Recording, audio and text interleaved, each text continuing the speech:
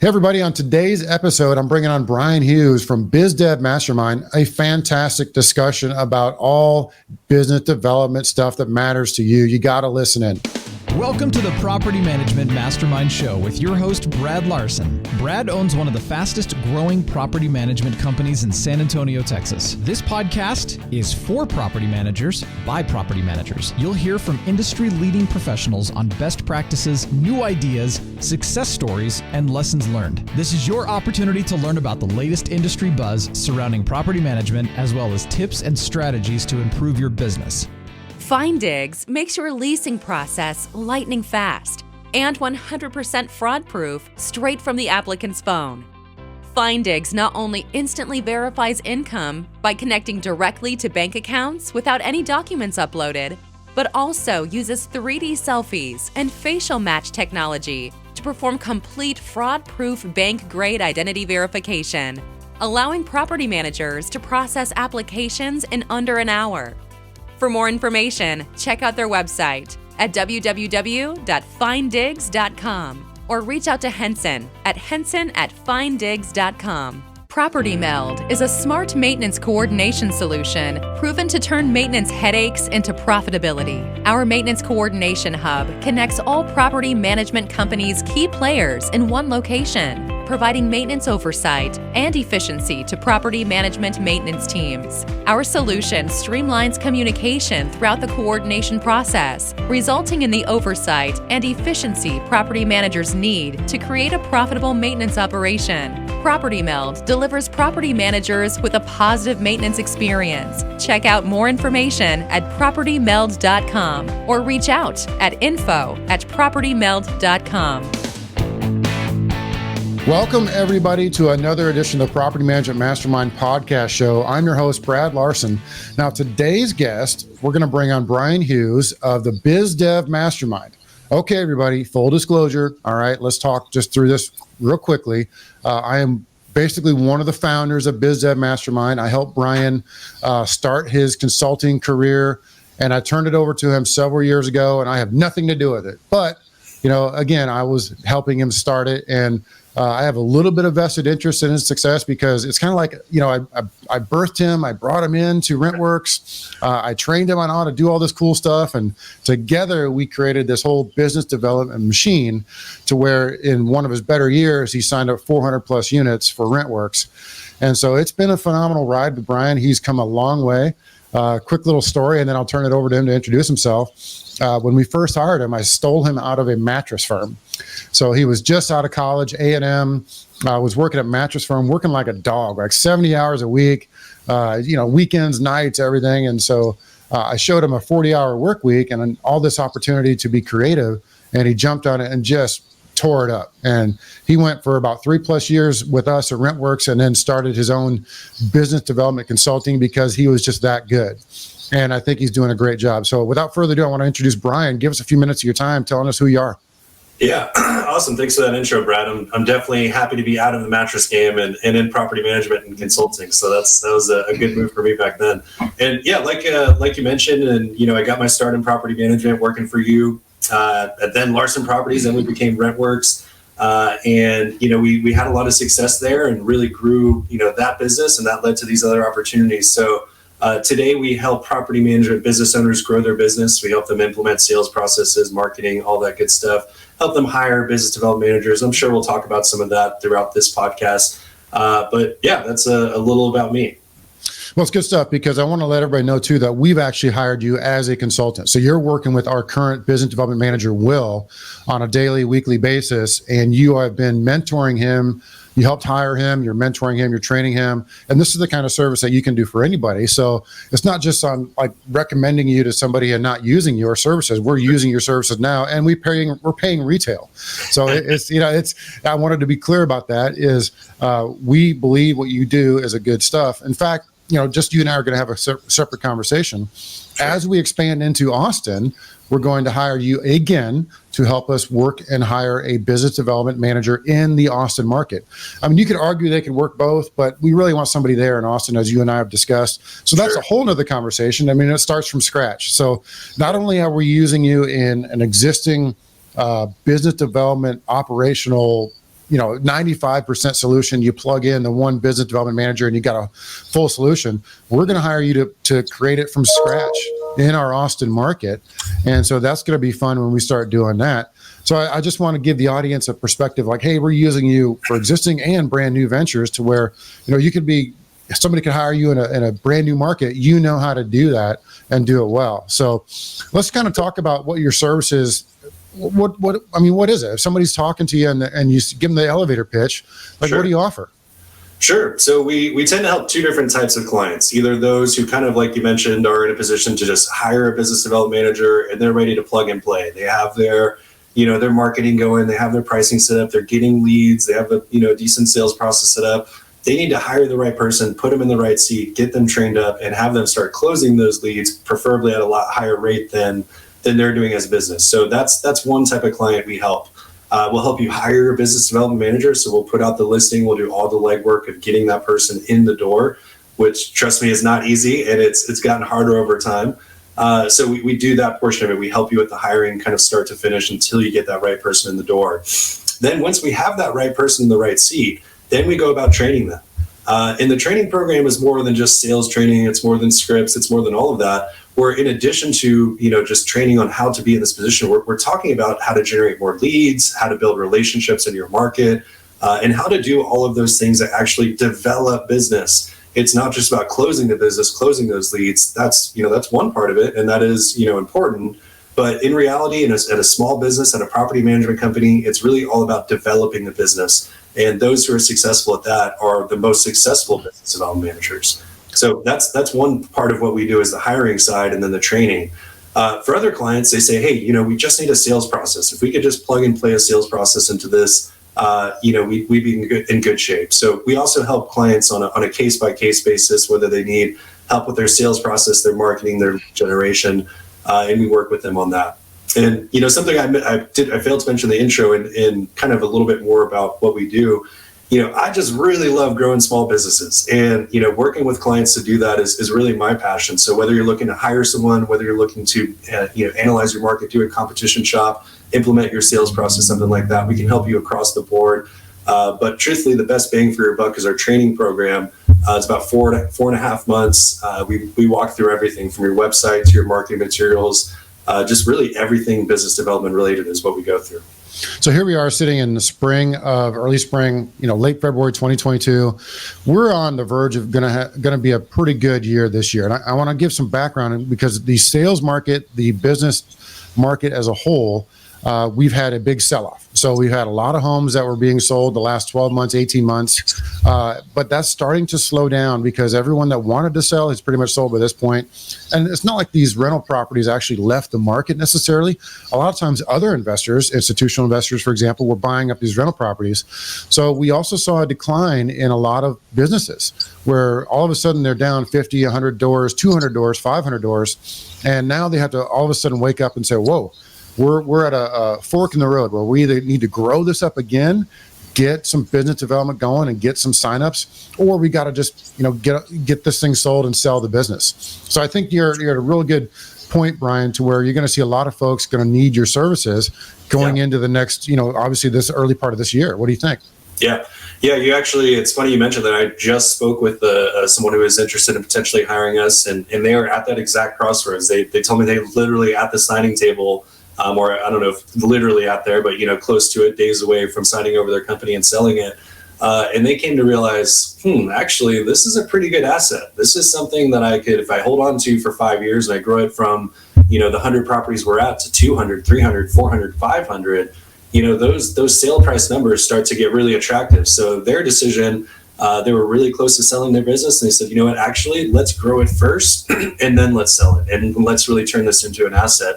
So yeah, there's certainly people out there having those thoughts and those conversations. I've talked to a few myself.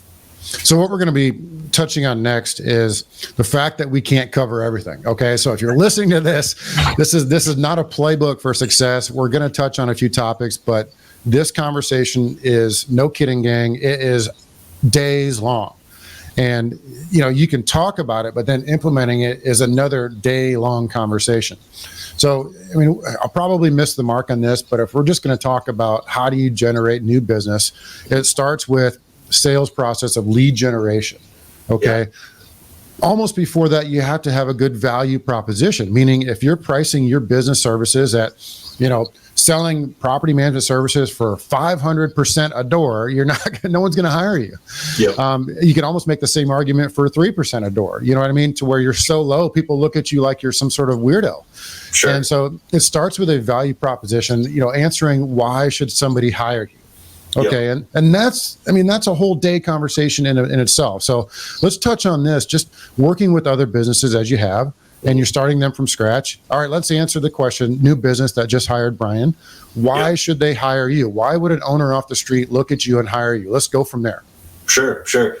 Yeah, you hit on a really great point there. Generating leads or getting the phone to ring or, having those conversations are great. But if you're selling at, $500 a month as your management fee and, or your pricing is just confusing or your plans don't make sense, they're outdated, or, there are things that you're just doing the same as everyone else. If you're in that boat, it's going to be really hard to differentiate yourself. It's going to be really hard to actually grow the way you want to because you don't really have a good foundation. Some of the clients we work with are, kind of at that stage where they're trying to figure out their pricing. Do I need to change pricing? I've always kind of done it this way. Should I change it? I don't really know. And what we do for them to start out with our program is we shop their competition. So we look at their top 6 competitors in their market. And often what we found, we actually just did this with a client in Louisiana. We found that everyone in their market was charging 9 or 10% and a 50% leasing fee. And that's when you go on Google and you search their city property management. Those are the top 6 people you see, all charging the same thing. So we thought to ourselves, okay, why don't we do something different? Why don't we differentiate ourselves based on price? And why don't we find other ways to differentiate ourselves through additional services like protection plans and other things that others aren't offering? And they're going to be in a lot better position to sell versus their competition, if for no other reason, just because they're different. If everyone's doing the same thing and you call, one of those 6 companies who all charge the same, all their websites look the same, just by you being slightly different and doing things a little bit unique, you'll get those phone calls and you're setting yourself up with a good foundation. Yeah, we did that. Now there's a lot of pricing logic on this conversation we can have. I mean, you don't recommend people to go out and be the cheapest competitor out there. No. Because people look at you like, well, what's wrong with you? Why are you charging me $10 a month for management fees? That's retarded. And so, I get you trying to grab doors. There's that philosophy there, but people don't like to hire the cheapest, and the people that do hire the cheapest, you don't want to work for them, right? You don't want to be associated with them. And so we've always been a big fan of the flat fee model. I mean, it's never perfect, but if you're just looking for an addition, like some sort of differentiator, that's a good method. And again, back to it, you'd almost recommend somebody, hey, you know what? They're all charging, 8, 9, 10%, whatever the math is. Why don't you charge a little bit higher, but throw in the kitchen sink and throw in this other stuff. So where you might be charging a little bit more, but darn it, you're giving so much more in return. It's really like you're charging less, but you're wrapping it up in a different way. Yeah, absolutely. And that reminds me of another client in Florida, a really competitive market city there. And in their market, there's a lot of flat fee. There's a lot of 3-tiered plans. There's really every pricing structure you can think of. And they were at a 10%, which was actually a premium in the market. It was one of the higher priced options there. And doing their competition shop, we realized that although there's a lot of different pricing options and a lot of people will beat them on price, no one's going to beat them on service. They have knowledgeable staff. They have programs that no one else has. They offer a premium service and they charge a premium price. So not always do we do the research and find out, okay, you need to charge less or you need to charge different. Sometimes it's just about how you're positioning yourself and presenting yourself. And they do well with their pricing and get the clients and achieve the goals that they're looking for. And a lot of it too is creating new features and benefits, right? You're trying to answer the question, why should I hire you? Well, you should hire me because I have a beautiful bald head. And that's a feature to you because it creates a more aerodynamic approach down the ski slope, right? And that's kind of how you explain it to them. I know that's really cheesy and it's kind of a funny metaphor, but if you look at our site that you helped develop, we list owner benefits and tenant benefits right there, features and benefits, right? Here's the feature. The feature could be the wristwatch. The benefit is it tells you the time. And that could be your differentiator. It's not necessarily price, but it could be things like that. And you have to explain that to people. It could be as simple as, we do electronic payments. Okay, you're thinking, rolling your eyes. Everybody does electronic payments. Do they? ? Do owners know any different? As far as they know, you might be taking cash money at your office desk and then turning around and sending a cashier's check to them. They don't know. But when you explain everything to them, it's like, oh, that really is a feature. It's much better than my tenant dropping off a wad of ones to my front door, right? To where what they have before that, correct? Sure. So that's part of the pricing model. It's, again, trying to attract people. Let's stop that convo and let's talk about lead generation, because we know, okay, if the value proposition is kind of like the net, but how do you push the fish to the net? Yep. Good question. And that's certainly one that we could talk for hours and days on, for sure. But there's a lot of different ways, and it kind of depends on, what does your business look like? How much staff do you have? How much time do you have? How much money do you have to spend? All of those things come into play. If you are short on time, but you have a lot of cash and you want to get some leads, you can go with pay-per-click. You can use services that are out there, Google Ads, All Property Management, and others to generate leads. Now, if you are, have a lot of time on your hands, but not a lot of capital to spend on advertising, you may invest in content creation, or you may invest in building relationships. But all to say, generating leads in your property management business, in my opinion, really starts with content creation. That is the most cost effective. It is the most effective way to start generating leads. But I think where a lot miss the mark is that they say, okay, I'm going to start creating content. I'm going to do a video every 3 days, and they post it on their Facebook, or maybe they put it on their website, and then they kind of forget about it. But there's a lot more juice left in that orange, if you will, to squeeze out of it, to make the most out of it. And that's something that we try to implore, or put on our clients, is that making the video is just the first step. It's, what do you do after that, to start generating leads and using that content in the right type of way? One of the high level questions we get a lot, you may field this pretty well, is how much should I spend on your services? How much should I spend on lead creation? How much should I spend on a business development manager? How much should I spend on all these things that help capture leads and create new business? Sure. Well, what I've seen, and maybe you can correct me here, but for every dollar that you create coming into the business in new business development on an annual basis, I believe you should be spending 20 cents to 40 cents, 25 to 25 cents. It's almost spend $1 to make 5, or spend $1 to make 10, somewhere in there. Yeah. Okay. Because I've seen the opposite of that in some corporate entities. I've seen them spend $1 and make 50 cents from it. And it baffles me, because it doesn't make any sense, because you have to understand, you have to create revenue to justify that business development person's expenses. And so what are your thoughts on that? Yeah, that's an interesting one. I wish that we could just spend $1 on marketing and get 10 back, or if it was as easy to make that connection. But typically, it's not just marketing. It's everything. So the cost of the BDM, it's going to be the cost of the leads, the cost of the websites. I mean, you've seen how you and I have segmented out in RentWorks. We have 250 lines that we track every month of metrics. And we separate out the business development in its own faction. And at the end of the day, to what the business development person's bringing in, for fun. Here's an easy figure. Let's say they bring in $500,000 a year in new revenue. Okay, you've seen these figures. They're pretty ballparkish. Well, we should be spending in the range of $100,000 for total cost to bring in that $500,000 of new revenue. Is that a pretty decent figure? Yeah, I would say you're on the money, and in range with that. A lot of our clients are looking at it as far as return on investment. How many doors they need to bring on in order to earn a return on investment, that's the way a lot of our clients approach it anyway. But something else to consider, especially when you are a smaller company, say, or in that 50 to 250 unit range, and you're looking maybe 300, you're looking to hire a BDM. It's not just about the doors they're bringing on. One of the things that we do with all of our clients is really we focus on building systems and building processes. So, for a company that's 200 doors and they're hiring their first BDM, it may or may not, depending on your situation, be feasible for them to be bringing on 20 doors a month right at the beginning. More typically, they're going to have to build systems first. They're going to have to build out their sales processes, their drip campaigns, the website. They're going to build relationships. They're going to do things on social media. And all of those things have a value. Imagine if you hired a consultant or a third-party company to build a drip campaign, to build out your social media, to work on your website, to do all these separate things. How much would that cost you?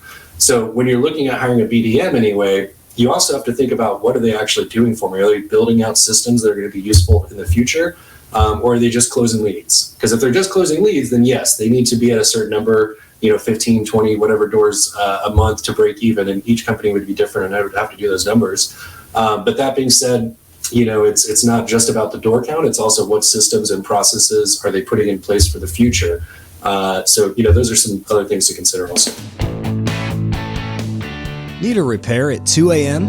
Easy does it. Easy Repair coordinates maintenance and nothing else, and takes after-hour maintenance calls for property managers, working with your property management software, so you can see exactly what Easy is doing without leaving your own software. From Las Vegas, Nevada, our full-time maintenance coordinators will dispatch your work orders directly with your vendors.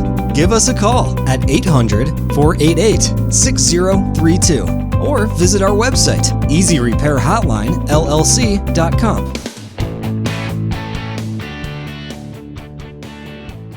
Remember, it's not the door count, it's the dollar count, right? Yep. We always try to go from the amount of revenue, because you've seen it. We have multiple tier pricing, and if we can get 10 signups for the platinum plan versus 20 signups at the silver plan, I mean, you're going to make more at the platinum plan. You're only managing 10 homes, sure. Right? So we always push people. It's just a little tidbit. But what I want to let you talk about too is the hiring of that business development person, because that's an art and a science, right? Yep. I want you to spend some time on that, because it has been difficult. The job market here in the States is challenging, let's say. In addition to, we've been augmenting what we do here locally with remote team members. So a lot of people understand, they hear all the buzz about remote team members. Well, it's a good opportunity for you here to talk about, one, hiring the right person for the seat in your market. That could be the business owner. If they replace themselves as a CEO, that could be hiring a separate business development manager full-time. Mm-hmm. That could be employing a part-time realtor in the office to do some of the biz dev. You've seen all of the above. Sure. And then you've also seen where they work in conjunction with remote team members who answer the phones immediately, return emails immediately. They go through their processes, and they're emailing out and calling out and texting out.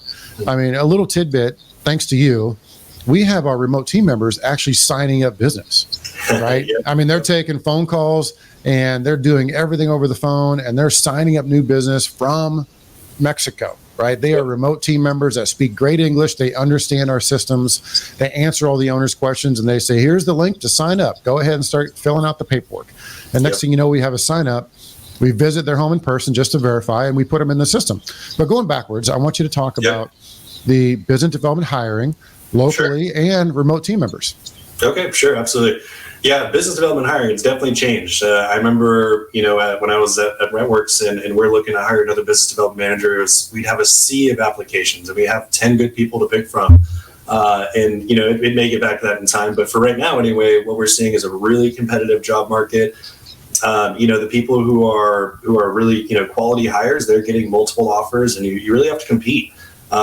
Salaries we've seen for business development managers go up just a little bit. We've seen, we've had to get creative with some bonus structures to find the right person. But it's really about their want and their goals.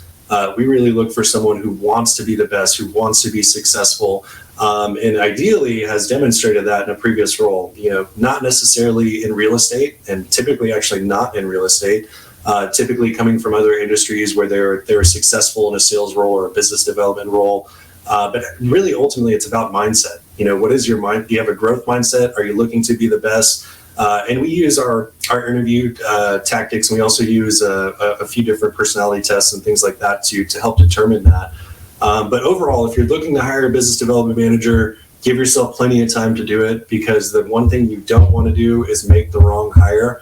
And I'd be lying to you if you'd say that every single person we hired was the best candidate ever. I would say a good 90% of them are, but nonetheless, you have to make sure that you're doing your due diligence, and you're not in a position where, I got to hire someone right away, because that's going to lead you to make the wrong decision. Or to interrupt you, or to hire your cousin, right? You've been in that situation where people hire you and say, well, I got this perfect business development person right here. Oh, and that person's my cousin. And you're like, okay, well, we can run them through the personality test, but that may not be the best fit, and puts you in a bad position, right? All right, so spot question, and I want you to talk more about remote team members too.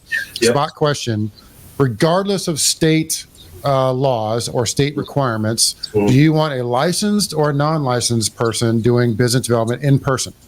Outside of state laws, I would say unlicensed, because if they have gotten their real estate license and become an agent and they weren't very successful at it for one reason or another, that to me might show that, there's something going wrong, because real estate sales and business development management are similar in a lot of ways. You're still building relationships, you're still got to prospect, you still are meeting with owners, you're still doing a lot of the activities that you would as a real estate sales agent, just in a different context. So if you were to get your license and be out there for a couple of years and just weren't really seeing the success, that might be a red flag. Now, there are other people who, for one reason or another, just wasn't for them, and they prefer this role, and sometimes they work out. But overall, I would say unlicensed.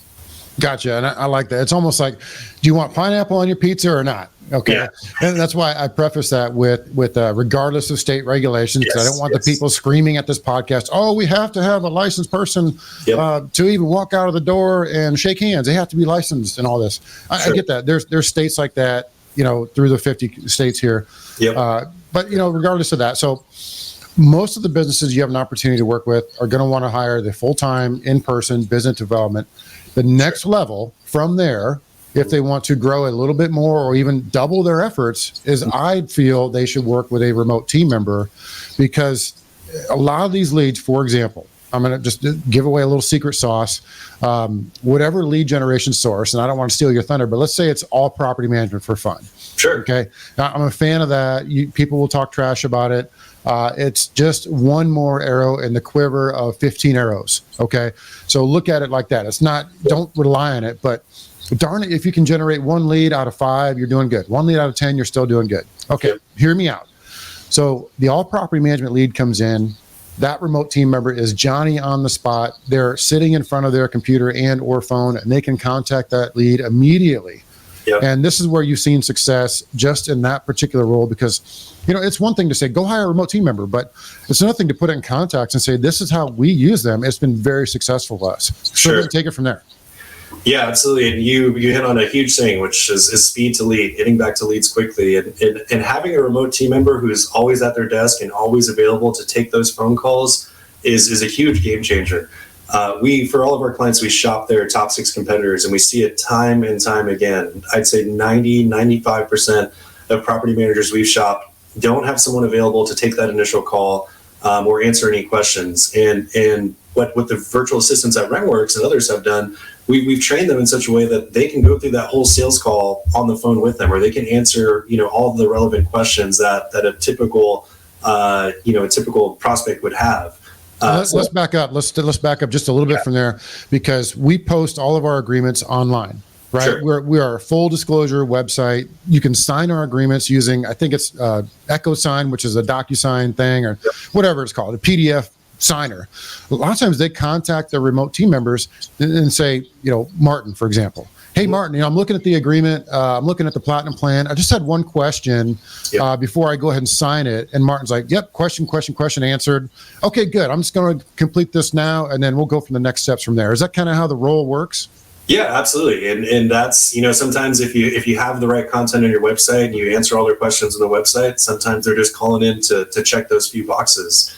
The kind of back to the sales process of it, when a call comes in, that virtual assistant is taking that call every time. That's step one, getting a live person to answer the call and who is knowledgeable about the service. The second part of what they're doing at RentWorks is, they're qualifying. So they're asking, kind of those basic questions, gathering the information, and then they're setting a call back for your business development manager if they're unavailable.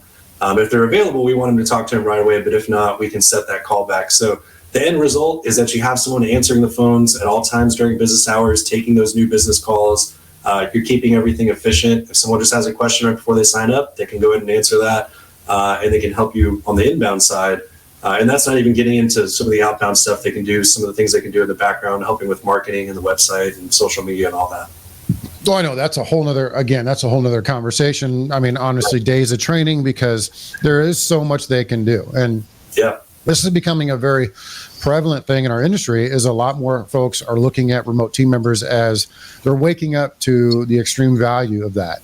And that's been a real game changer for us. And I think it's going to be a value add for the distant, long time in the future as well. So let's talk about some other stuff too, because the in-person appointment is still a valuable thing. Now, another fork in the road question for you. This is like the pineapple on the pizza thing again. Would you recommend somebody do an in-person appointment or just a remote appointment, if at all possible? Yeah, I would definitely say in person all the way. I know as a business development manager at RentWorks, we saw that our closing rate went from around 33% of all leads that came in to when we met with them in person, it was 89%. I wanted to say 90, but it was 89 is what it was. So we had that almost triple in closing rate when we met with someone in person. So, I mean, that's a clear indication numbers wise, but also if you look at it, just from your own personal experience, you tend to get a better feel for the prospect, and you're able to, kind of read their body language and all the benefits that come with those in-person meetings. And we don't play any gimmicks here. No games. Yeah. Like we'll meet you in person if you sign our management agreement remotely now. I mean, I think that's cheesy. Yeah. I think that's, this is sales, gang. You got to understand, this is sales, and you're going to win some, you lose some, and you got to take a little bit of risk.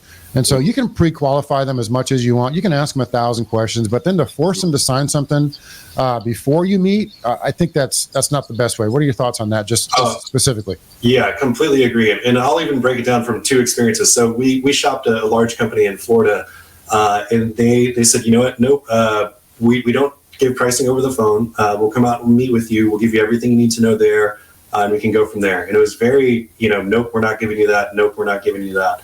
So that would probably, if you're in this particular market, they would probably be one of the first companies that you call, and that would be your experience. Now, let's say the next call that you make is another company, and they have an effective sales process. They ask a few questions, they get a little information. They say, hey, how about either this afternoon or maybe tomorrow morning, I come out to your house, I explain everything to you, answer all your questions, no pressure. If you want to sign the contract, then you can. If not, no big deal. Let's have that meeting. Now, which of those experiences are you going to be more drawn to? The one who says, no, I'm not giving you anything right now. I'll come meet with you. Then I'll tell you what I need to tell you. Or the person who's really consultative and is really just seemingly there to help. And that's kind of what we run into in shopping competition. Yeah, in several of your seminars, we even coach people, or you have done most of the coaching about basically what to ask. Sure. And one of the fun ones that we've always loved, just for a tidbit to throw some secret sauce out there, this is always fun to talk about, is, the big question, have you ever worked with a property manager before? And that just seems to open up the box of conversation, because you can learn so much from that one question. Hey, Mr. Owner, thanks for calling in. Mr. and Mrs. Owner, have you ever worked with a property manager before? Oh yeah, the last property manager sucked. They wanted to take my money and eat my children and all kinds of stuff. And it's like, okay, this may be a red flag. And then the others, you might hear some pretty good stuff from them and say, okay, this is going to be a fantastic client. It's that one question opens up so much. Yeah, absolutely. Those open-ended questions, at the beginning. Have you ever worked with a property manager? We ask 4 questions at the beginning, and each of them has a purpose. Have you ever worked with a property manager? We're understanding their experience level, and have you done any research on what your home could rent for? We want them to tell us, yes, I looked at Zillow, and I'm thinking it's going to rent at $2,500. And we tell them, okay, well, we'll look at the MLS, we'll do a little bit more detailed research, and we'll give you, a true estimate of what your home will rent for, and we're coming off as the rental experts. So a lot of thought process and detail goes into even the first 4 questions you're going to ask someone. And if you haven't thought about that, and if you haven't put that down into a process, I would recommend start thinking about it, because just doing that can separate you from 90% of your competitors in your market generally. All right. So this is a off the cuff question. All right. What do you think is the next biggest thing coming around the way for business development, property management? Do you see anything on the horizon that's just going to floor us? It's a new technology. It's a new service. What do you got? Yeah, what's interesting is the build to rent stuff. And I know, you guys are maybe seeing some of this in RentWorks, and a couple other clients are seeing this as well. we all know about the institutional investors coming in and buying neighborhoods or building them and listing them straight for rent. They're going to need property management companies. And it doesn't always make sense to do it in-house or hire in-house. And, I don't think maybe, 15, 10 years from now, they're going to be doing these things in-house. But initially, there's going to be some companies that are going to be, managing these build-to-rent units. So my thought on nabbing those deals and being, the property manager is to build relationships. Who are the realtors that work with builders? Who are the mortgage companies that are out, working with investors and have these institutional clients? So, I see that as kind of a game changer in the next, coming years. Because we are in a renters nation, gang. And what that means is the amount of renters is growing exponentially all the time, going up in percentage as far as renters, going down in percentage as far as home ownership nationwide. And so what we saw in the last 12 months, 18 months was a shift in the ownership of the wealth generating asset, which is a single family and or multifamily type rental unit. And so instead of the individual landlords who might have been reluctant, accidental landlords a year ago, 2 years ago, they have all sold for the most part. And the buyers of those were other investors, to include institutional investors.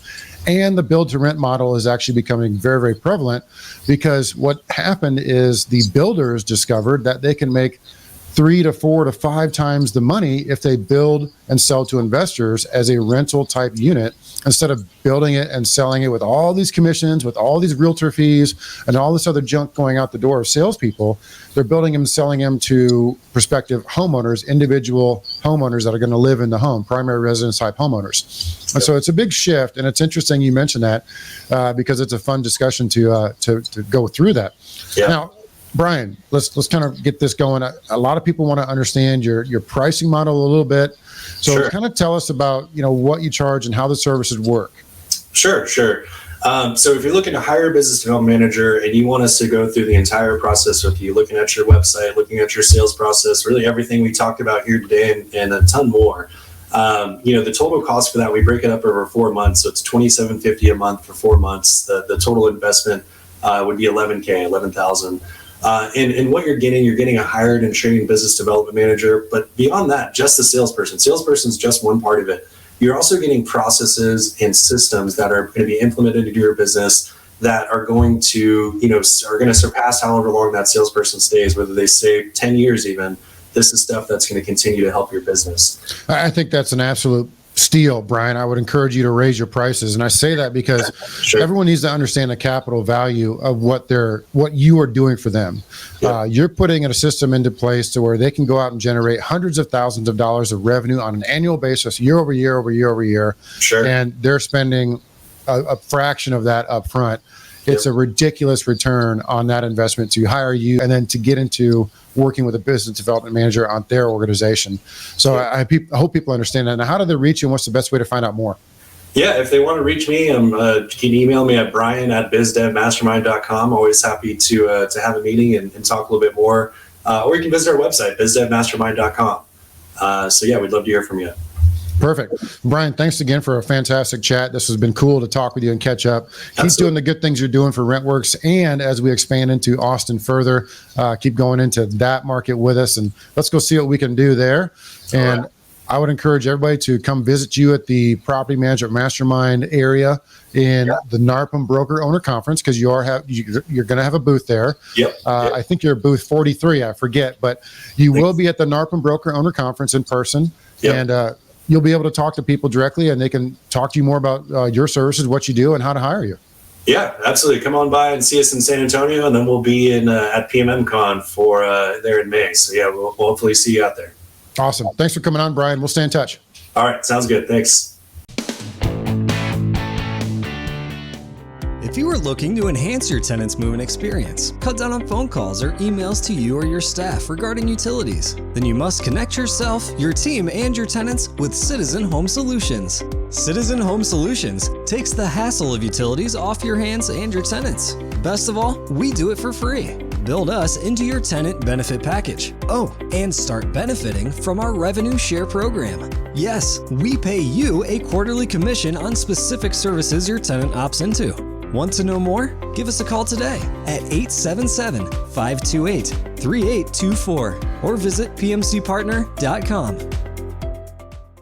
This has been a podcast episode by PropertyManagementProductions.com. Be sure to subscribe to our podcast, leave us feedback, and come back for our next episode.